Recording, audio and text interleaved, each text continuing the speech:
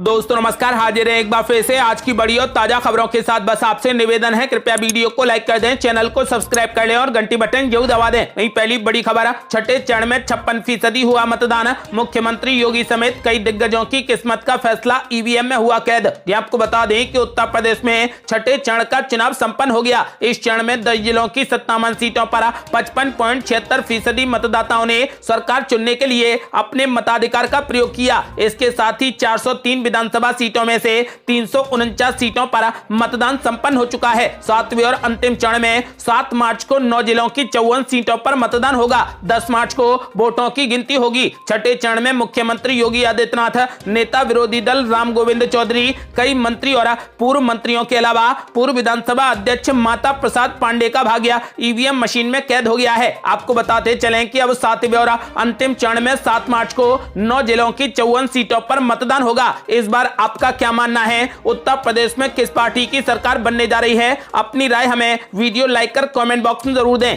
अगली बड़ी खबर, वोटिंग के दौरान ईवीएम मशीन को पहुंचाया नुकसान, अब 12 बूथों पर फिर से होगा मतदान। ये आपको बता दें कि निर्वाचन आयोग ने मणिपुर में 5 विधानसभा क्षेत्रों के 12 मतदान केंद्रों पर पुनर्मतदान का आदेश दिया है। इन सीटों पर 28 फरवरी को मतदान हुआ था। मणिपुर के मुख्य निर्वाचन अधिकारी राजेश अग्रवाल की ओर से जारी एक बयान में कहा गया है कि इन केंद्रों पर 5 मार्च को फिर से मतदान कराया जाएगा। बयान में कहा गया है कि इन मतदान केंद्रों पर संबंधित रिटर्निंग अधिकारियों से तथ्यों के आधार पर पुनर्मतदान की सिफारिश की गई थी। बयान में कहा गया है कि पुनर्मतदान पर विचार करने का मुख्य कारण मतदान के दौरान और बाद में उपद्रवियों द्वारा ईवीएम मशीन को नुकसान पहुंचाना है। आपको बता दें कि फिलहाल अब मणिपुर में 12 बूथों पर फिर से मतदान होगा। और बड़ी खबर, सोनभद्र में बीजेपी पर जमकर बरसे अखिलेश यादव, बोले गर्मी निकालने वालों की जनता निकालेगी भाप, भाजपा वाले पड़ गए ठंडे। ये आपको बता दें कि समाजवादी पार्टी के राष्ट्रीय अध्यक्ष अखिलेश यादव ने सोनभद्र में भाजपा सरकार पर करारा हमला बोला। उन्होंने कहा कि जब से समाजवादियों ने 300 यूनिट फ्री बिजली देने की घोषणा की है, तब से भाजपा वालों की बिजली गुल हो गई है, ट्रांसफार्मर फूक गया है। बाबा मुख्यमंत्री ने कहा था कि हम गर्मी निकाल देंगे, लेकिन पहले चरण का मतदान शुरू होने के बाद से ही अब भाजपा वाले ठंडे पड़ गए हैं। सपा को मिल रहा भारी जन समर्थन ये बता रहा है कि जनता गर्मी निकालने वालों की भाप निकाल देगी। नौजवानों से उन्होंने पूछा कि 5 साल में भर्ती निकली क्या, लैपटॉप और स्मार्टफोन मिला क्या? जवाब में ना सुनकर अखिलेश यादव ने कहा कि भाजपा खुद को सबसे बड़ी पार्टी कहती है, लेकिन जब इनकी घोषणाओं का आकलन करेंगे तो ये सबसे बड़ी झूठी पार्टी नजर आएगी। सपा अध्यक्ष अखिलेश यादव ने भ्रष्टाचार और महंगाई के लिए सरकार की नीतियों को जिम्मेदार ठहराते हुए कहा कि डबल इंजन की सरकार में भ्रष्टाचार और महंगाई दोगुनी हुई है। जिन लोगों ने उत्तर प्रदेश में मिसाइल और बम बनाने का दावा किया था, वो 5 साल में माचिस की तिली भी नहीं बना पाए। इनके झूठ से सावधान रहिए। सोनभद्र के हाइडिल मैदान में पार्टी प्रत्याशियों के समर्थन में हुई जनसभा में अखिलेश यादव ने सरकार बनने पर गरीबों को फ्री राशन के साथ साथ सरसों का तेल, मिल्क पाउडर और देसी घी के अलावा चीनी भी बिल्कुल फ्री देने का ऐलान किया है। और बड़ी खबर, मोदी सरकार पर जमकर बरसे राहुल गांधी, बोले यूक्रेन से भारतीय नागरिकों को निकालना सरकार का कर्तव्य है, कोई एहसान नहीं है। जी आपको बता दें कि कांग्रेस के पूर्व अध्यक्ष राहुल गांधी ने यूक्रेन से भारतीय नागरिकों को निकालने में देरी को लेकर मोदी सरकार पर जमकर निशाना साधा है। राहुल गांधी ने कहा कि युद्ध प्रभावित यूक्रेन से भारतीय नागरिकों को सुरक्षित लाना सरकार का कर्तव्य है तथा ये कोई एहसान नहीं है। लेकिन इसके उलट भारत सरकार जो भी निर्णय ले रही है वो सबसे तेजी से ले रही है। आपको बता दें कि अब तक भारत सरकार ने अपने नागरिकों को निकालने में अमेरिका को भी पीछे छोड़ दिया है। अब तक सबसे ज्यादा तेजी के साथ भारत सरकार काम कर रही है। जितने छात्रों को और जितने नागरिकों को अब तक भारत सरकार निकाल पाई है, इतने नागरिकों को अभी तक अमेरिका भी नहीं निकाल पाया है। लेकिन फिर भी कांग्रेस नेता राहुल गांधी मोदी सरकार पर निशाना साध रहे हैं। आपको बता दें कि मोदी सरकार पर निशाना साधते हुए राहुल गांधी ने साफ कर दिया है कि मोदी सरकार नागरिकों को निकालने में देरी कर रही है, लेकिन मोदी सरकार जितनी तेजी के साथ काम कर रही है, उतनी तेजी के साथ तो अमेरिका भी काम नहीं कर पा रहा। आपको बता दें कि उन्होंने यूक्रेन से वापस लौटने की छात्रा का वीडियो जारी करा, ट्वीट किया और कहा कि निकासी सरकार का कर्तव्य है, कोई एहसान नहीं है। राहुल गांधी ने जो वीडियो जारी किया है, उसमें एक छात्रा ये कहते सुनी जा सकती है कि उसे यूक्रेन में रहते हुए कोई मदद नहीं मिली और रोमानिया पहुंचने के बाद स्वदेश लाया गया। इससे पहले राहुल गांधी और पार्टी के कुछ अन्य सांसद यूक्रेन संकट को को लेकर बुलाई गई विदेश मंत्रालय की परामर्श समिति की बैठक में शामिल हुए। आपको बता दें कि राहुल गांधी ने मोदी सरकार पर जोरदार हमला बोलते हुए साफ कहा कि मोदी सरकार यूक्रेन से छात्रों को निकालने में देरी कर रही है। और ये बड़ी खबर, अखिलेश यादव ने बीजेपी पर बोला जबरदस्त हमला, बोले ममता बनर्जी को देखकर घबरा गए भाजपा के लोग, बंगाल की हार अब तक नहीं भूले। ये आपको बता दें कि यूपी विधानसभा चुनाव के 7वें चरण के चुनाव प्रचार के लिए समाजवादी पार्टी के प्रमुख अखिलेश यादव ने ताबड़तोड़ जनसभाएं की। अखिलेश यादव लगातार दूसरे दिन जौनपुर पहुंचे। कैराकत विधानसभा क्षेत्र के तरियारी में आयोजित जनसभा में भारतीय जनता पार्टी पर उन्होंने जमकर हमला बोला।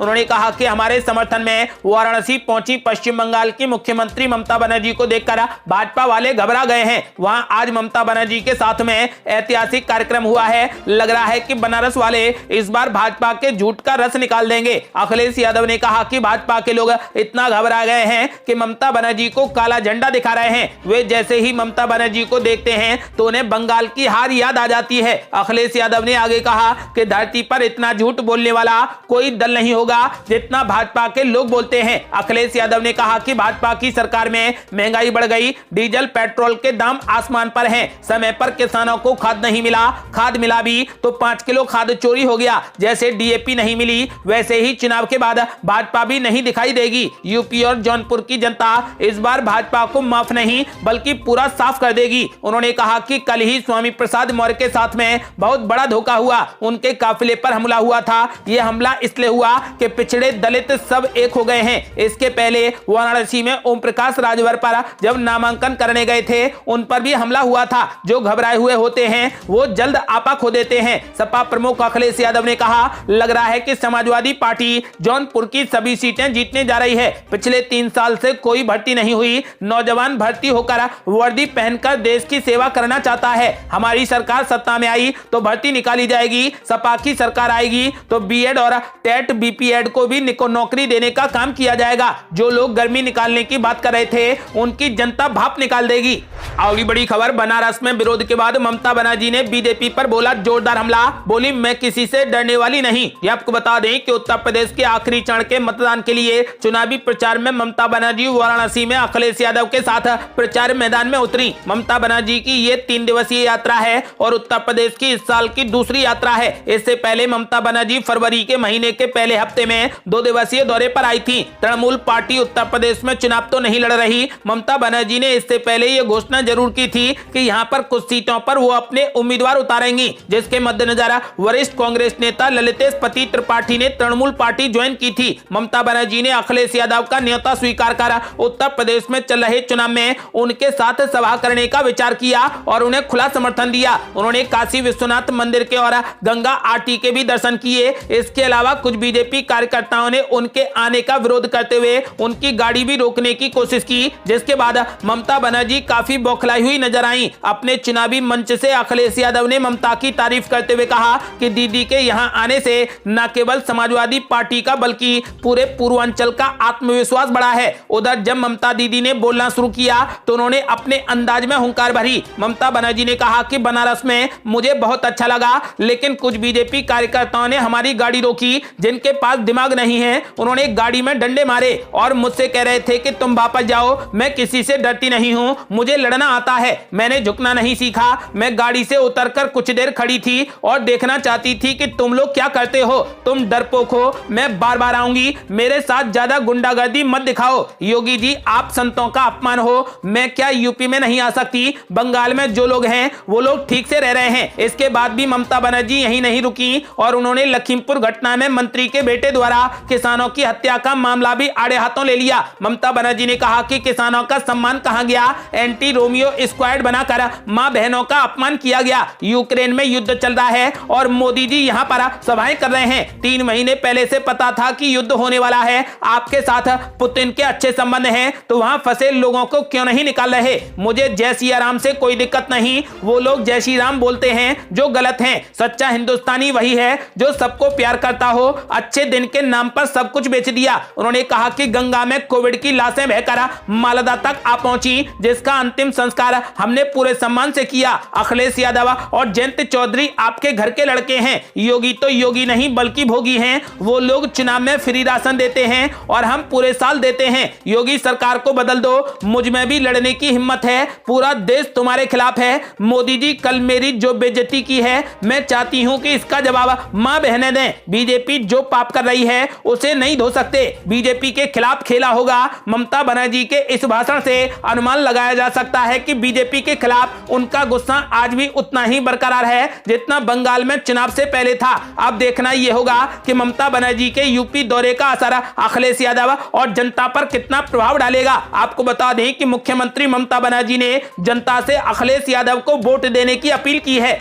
और बड़ी खबर, सोनभद्र में प्रियंका गांधी का बड़ा ऐलान। बोली, कांग्रेस की सरकार बनी तो यूपी में लाएंगे भर्ती क्रांति, महंगाई करेंगे कम। ये आपको बता दें कि सोनभद्र के ओबरा विधानसभा में आयोजित जनसभा को संबोधित करते हुए कांग्रेस की राष्ट्रीय महासचिव प्रियंका गांधी ने किसानों, नौजवानों, छोटे व्यापारियों और महिलाओं को सशक्त बनाने पर जोर दिया है। भाजपा सरकार की नीति और नीयत पर सवाल उठाते हुए उन्होंने कहा कि हम यूपी में विकास की राजनीति करना चाहते हैं। ऐसी राजनीति जिसमें जाति धर्म के बजाय रोजगार की बात हो, अच्छी शिक्षा, अच्छे स्वास्थ्य, लाभप्रद खेती का बात हो। अगर आप कांग्रेस की सरकार यूपी में लाते हैं तो दशकों बाद ऐसी सरकार देखेंगे जो आपके हित के लिए दिन रात काम करती दिखेगी। उन्होंने युवाओं के लिए भर्ती क्रांति लाने का ऐलान कर दिया है। ओबरा के रामलीला मैदान में पार्टी प्रत्याशियों के समर्थन में जनसभा को संबोधित करते हुए प्रियंका गांधी ने महंगाई, बेरोजगारी और छुट्टा पशुओं की समस्या पर भाजपा सरकार को निशाने पर रखा। उन्होंने कहा कि सरकारी विभागों में 12 लाख पद खाली हैं।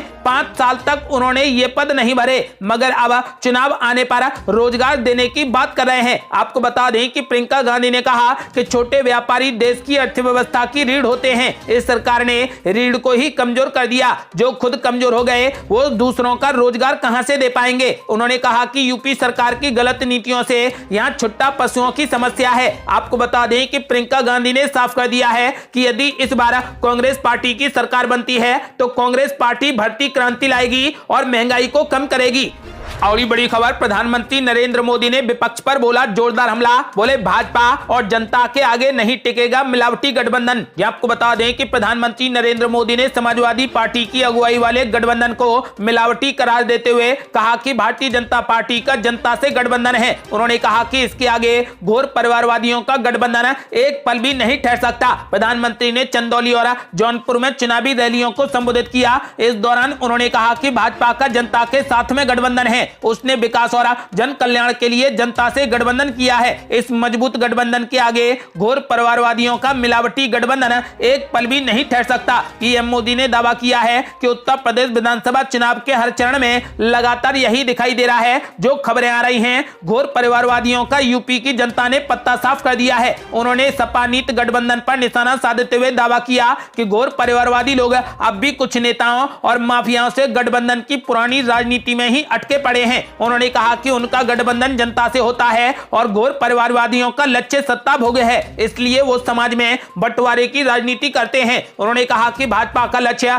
राष्ट्र निर्माण का है, इसलिए सबको साथ लेकर हम सेवा भाव से काम पूरा करते हैं। प्रधानमंत्री ने दावा किया कि भाजपा ने पिछले 7 सालों में देश की राजनीति को बदलने वाले कई महत्वपूर्ण काम किए हैं। उसने वोट बैंक की राजनीति के बजाय जात पात के भेदभाव के बजाय क्षेत्र का भेद किए बगैर सिर्फ और सिर्फ सबका साथ सबका विकास की राजनीति को केंद्र में रखा है। पीएम मोदी ने कहा कि उन्होंने कोरी घोषणाओं के बजाय सरकारी योजनाओं को उन लोगों तक पहुंचाने के लिए प्रयास किया है जिनके वे हकदार हैं और जिनको सरकार की योजनाओं की सबसे ज्यादा जरूरत है। उन्होंने आरोप लगाया कि घोर परिवारवादी लोग गरीबों के सपनों को कभी पूरा नहीं कर सकते। सरकार चलाने का इन माफियावादियों का तरीका रहा है कि उत्तर प्रदेश को लूटो और गरीबों के सपनों को कुचलो। इन्हें कभी आपका दर्द और आपकी मुसीबत नजर नहीं आई। आपको बता दें कि प्रधानमंत्री ने समाजवादी पार्टी के अध्यक्ष और उत्तर प्रदेश के पूर्व मुख्यमंत्री अखिलेश यादव का जिक्र करते हुए कहा कि मैं दिल्ली से उनको चिट्ठी भेजता था क्योंकि जब उनकी सरकार थी मैं बार बार कहता था कि सरकार पैसे दे रही है, आप गरीबों के लिए घर बनवाइए और घर बनवाने का काम शुरू करिए, लेकिन आप हैरान हो जाएंगे उन्हें सिर्फ एक ही काम आया था कि जहां से तिजोरी भरने का मौका मिले वही काम करो। पीएम मोदी ने दावा किया कि अखिलेश यादव की सरकार में जौनपुर में प्रधानमंत्री प्रधानमंत्री आवास योजना के तहत मात्र एक घर की स्वीकृति दी गई थी, जबकि वर्ष 2017 में भाजपा की सरकार बनने पर यहां 30,000 घरों की मंजूरी दी गई और उनमें से 15,000 घर बनकर भी तैयार हो चुके हैं। पूर्वांचल में फैलने वाले जानलेवा बीमारी इंसेफेलाइटिस का जिक्र करते हुए पीएम मोदी ने आरोप लगाया कि घोर परिवारवादियों ने जिस पूर्वांचल को दिमागी बुखार का कहकर भुगतने के लिए छोड़ दिया था, वहां आज मेडिकल कॉलेज का नेटवर्क तैयार हो रहा है। सरकार ने निजी मेडिकल कॉलेजों में आधी सीटों पर फीस घटाकर सरकारी मेडिकल कॉलेज के बराबर करने का बहुत बड़ा फैसला लिया है। प्रधानमंत्री ने कहा कि कोविड-19 महामारी के दौरान उनकी सरकार पूरी ईमानदारी से लोगों के साथ में खड़ी रही। सरकार ने गरीबों के खाते में पैसे भी भेजे। गरीब, दलित तथा पिछड़े परिवारों को राशन की जरूरत थी तो सबको फ्री में राशन भी देने का काम शुरू किया। सबको कोरोना से बचाने के लिए टीकाकरण की जरूरत थी, इसलिए फ्री में टीकाकरण अभियान चलाया गया। उन्होंने सवाल किया कि उस मुश्किल समय में घोर परिवारवादी लोग कहां थे। मोदी ने विपक्ष पर आरोप लगाया कि कुछ लोग इस साजिश में जुटे थे कि भारत के टीके को बदनाम कैसे किया जाए। ये लोग इस संकट को और गंभीर बनाने के लिए काम कर रहे थे, इसलिए प्रदेश के लोगों ने हर चरण की वोटिंग में इनका पत्ता साफ कर दिया है। अब बारी जौनपुर की है, पूर्वांचल की है, यहां उनका पत्ता साफ होगा। उन्होंने कहा कि विधानसभा चुनाव में भाजपा की विजय इसलिए जरूरी है क्योंकि उत्तर प्रदेश विकास के जिस पथ पर चल पड़ा है, हमें अब उसे थमने नहीं देना है। आपको बता दें कि प्रधानमंत्री नरेंद्र मोदी ने जनता से कमल का बटन दबाकर बीजेपी को फिर से जिताने की अपील की है। और बड़ी खबर, ओम प्रकाश राजभर ने बीजेपी पर बोला जोरदार हमला। बोले 10 मार्च के बाद 80 घाट पर राम नाम सत्य है का नारा लगाएंगे 80 और 20 की बात करने वाले नेता। ये आपको बता दें कि काशी पहुंचे ओम प्रकाश राजभर ने भोजपुरी अंदाज में लोगों से समाजवादी पार्टी की सरकार बनाने की अपील की। साथ ही योगी और मोदी पर जमकर बरसे। राजभर बोले कि यूपी में एक बीमारी पैदा हो गई है, योगी मोदी के सांड से सभी लोग परेशान हैं। सांड से निजात पाने के लिए अखिलेश यादव को मुख्यमंत्री बनाना जरूरी है। इस दौरान राजभर मुख्यमंत्री योगी पर भी जमकर बरसे। उन्होंने कहा कि 80 और 20 की बात करने वाले नेता 10 मार्च के बाद बनारस के 80 घाट पर राम नाम सत्य है का नारा लगाते नजर आएंगे। ओम प्रकाश राजभर ने दावा कर दिया है कि इस बार सपा गठबंधन की सरकार बनने जा रही है। आपके अनुसार इस बार उत्तर प्रदेश में मुख्यमंत्री कौन बनेगा? अपनी राय हमें वीडियो लाइक कर कमेंट बॉक्स में जरूर दें। यदि आपने अभी तक हमारे चैनल को सब्सक्राइब नहीं किया है तो कृपया चैनल को सब्सक्राइब कर घंटी बटन जरूर दबा दें। जल्दी मिलते हैं बड़ी अपडेट के साथ, तब तक के लिए जय हिंद, जय भारत।